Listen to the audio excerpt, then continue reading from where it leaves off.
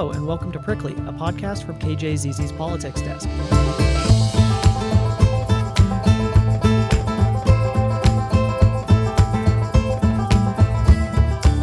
Thank you for listening. I'm Wayne Schutsky. And I'm Cameron Sanchez. If you've been listening to KJZZ lately, you've probably heard about just how busy Arizona's Attorney General has been. As of July 30th, that's when we're recording this, Democrat Kris Mayes has sued the Trump administration more than 24 times. That's 25 lawsuits so far. It's entirely possible she will add to that list by the time this podcast airs. I'm only kind of joking, because Mayes is averaging nearly one lawsuit per week since Trump took office again back in January. Cameron sat down with Mayes recently to take stock of this robust legal strategy and how well or not Mayes thinks it's working.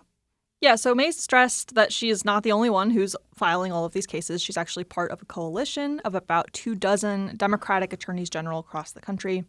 Mayes says they're meeting regularly to challenge the Trump administration's attempts to implement his agenda, mostly through executive orders, and their lawsuits range from protecting birthright citizenship all the way to fighting cuts to AmeriCorps. And when we spoke, I asked her if this strategy was premeditated and something that she was thinking about before Trump won election for the second term. You know, obviously, when Donald Trump won, and even before Donald Trump won, there was the possibility that we were going to have to, put up a fight for our Constitution and for the rule of law, because remember, they had already put out Project 2025, which is replete with illegality and unconstitutionality. So they basically kind of campaigned on this, and Trump won, and then he promptly started breaking the Constitution and breaking the law pretty much every week, which is how we wound up with 24 lawsuits at this point, because that's my job as the Attorney General, is to uphold the rule of law and the American Constitution. I just want to point out that Mayes did hold a press conference just weeks after the election, promising to fight Trump's agenda, which was then known as the Project 2025 agenda, held a lot of the different things that he ran on during the election. All that being said, Mayes did say she's surprised by how aggressively this administration is moving to implement Trump's agenda, and she says it's illegal in many of these cases. So she maybe did not anticipate filing this many lawsuits this quickly. I think the scope of it does surprise me to some degree.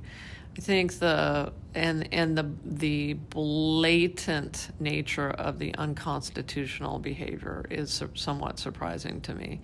I mean, yes, they wrote it all down in Project 2025, but then to see them actually implement it and try to implement it with such ferocity and such speed. That, I think, was somewhat surprising, and I think that was all by design. These lawsuits are dealing with a broad swath of federal agencies, policies, different funding mechanisms, but there is a through line, right? Yes, these are pretty much all cases where attorneys general representing their individual states are challenging the president for making unilateral changes without going through Congress. For example, there's a lawsuit to protect funding for Job Corps, where Trump is unilaterally trying to cancel federal funds which were already approved by Congress.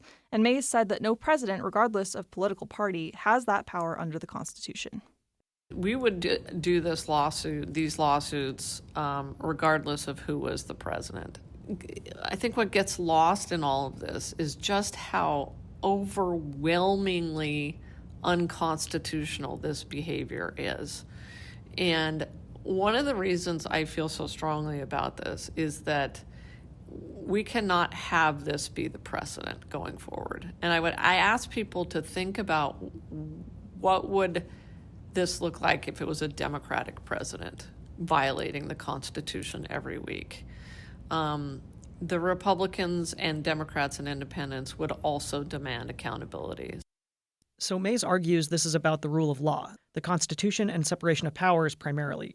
But we've also heard a lot from Arizona Republicans who say Mayes' many, many lawsuits are just a nakedly political attempt to undermine the president and the GOP agenda.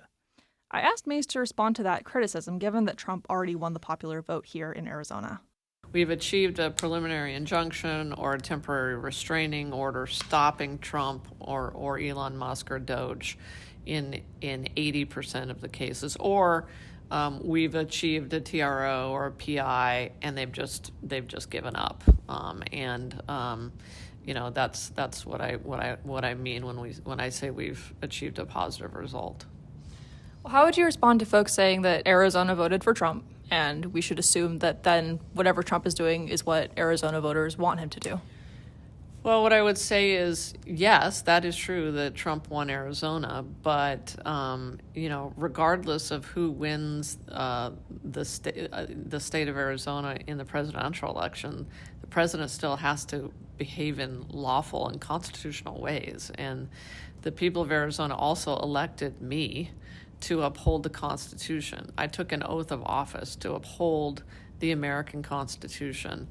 And that's what I'm doing. And I would say I don't think what Trump is doing right now is going over all that well in Arizona and the rest of the country, given his polling numbers right now. So for me, it comes down to the rule of law. And I think Arizonans expect me to uphold the rule of law. What Mayes and these other Democratic attorneys general are doing is hardly surprising. In the current hyper-partisan political climate, it's almost expected. And she's not the first attorney general we've had in Arizona to take on these types of cases. There's her predecessor, Republican Mark Brnovich, and he filed many cases against the Biden administration. Yeah, I spoke with Corey Langhofer, a Republican attorney who works in Arizona elections and politics, and he said it wasn't always this way. I was at a CLE, or continuing legal education, program that lawyers were forced to attend.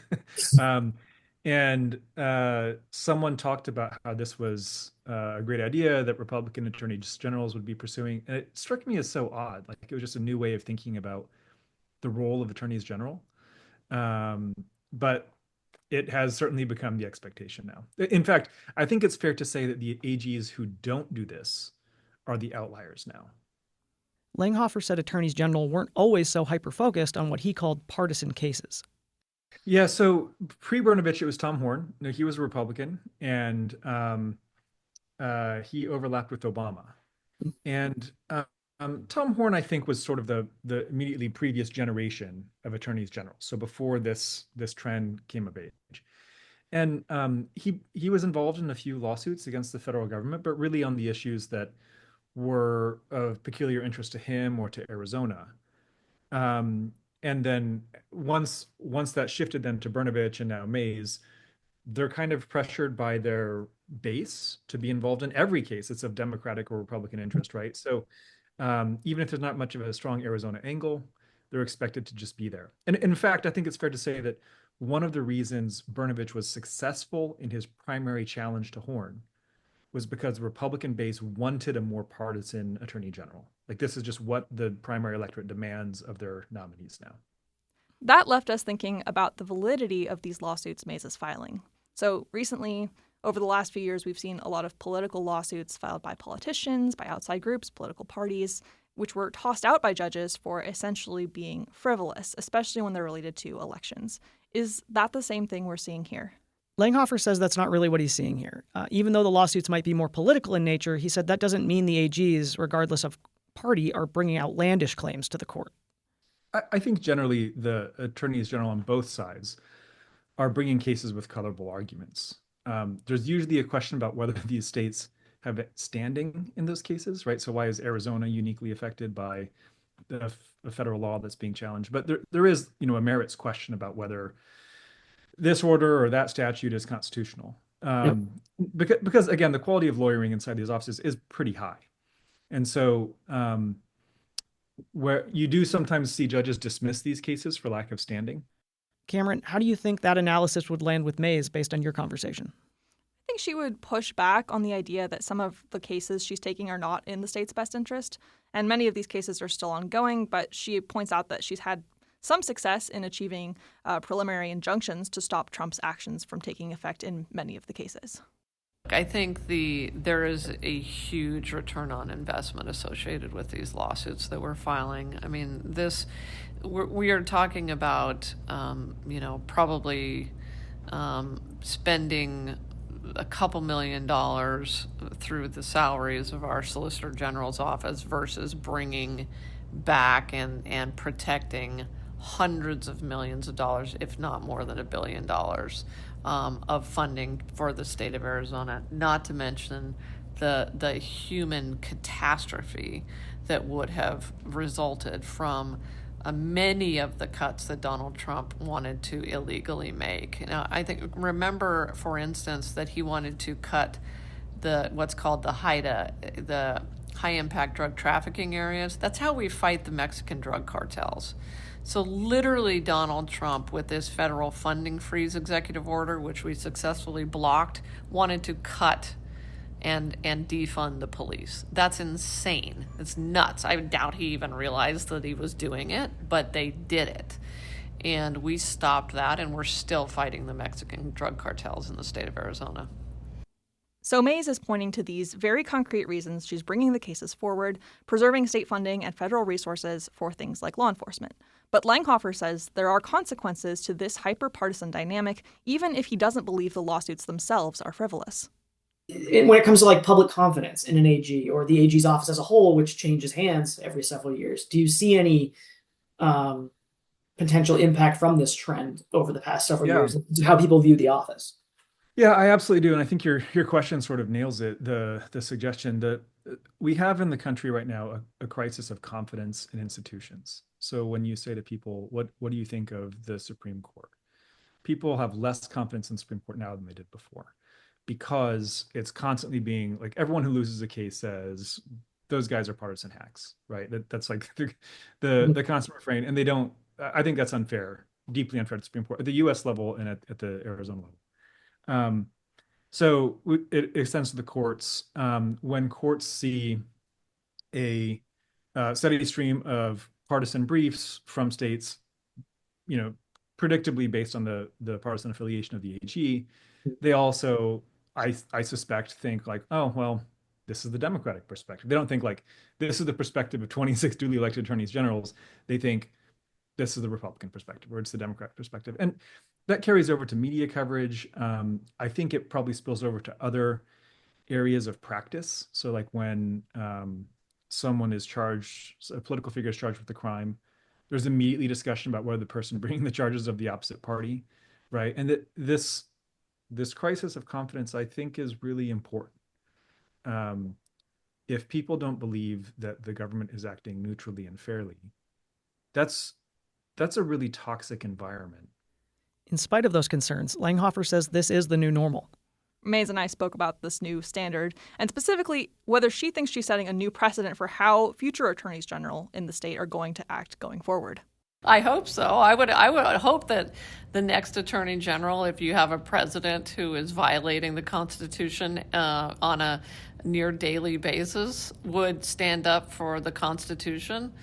And the other thing that I think is really interesting that's developing here is that with the new Supreme Court decision that seems very hostile to nationwide injunctions, it's going to become even more important who your attorney general is.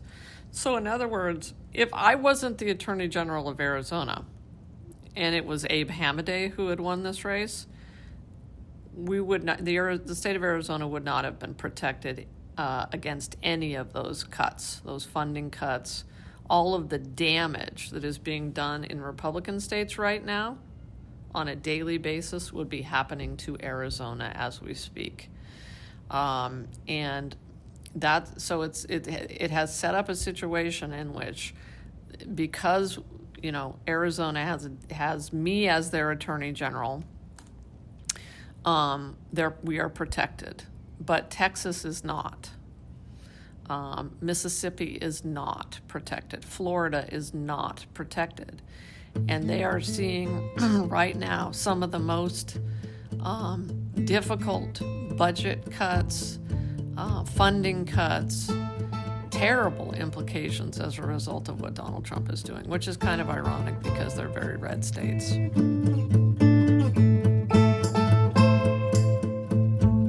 As we mentioned earlier in the podcast, Mayes had signed on to 25 lawsuits against the Trump administration when we recorded this episode on July 30th. And we will continue to cover the outcomes of those lawsuits as they work their way through the courts. And we will be there when the next lawsuit inevitably drops. Thank you for listening to this episode of the Prickly Podcast from KJZZ's Politics Desk.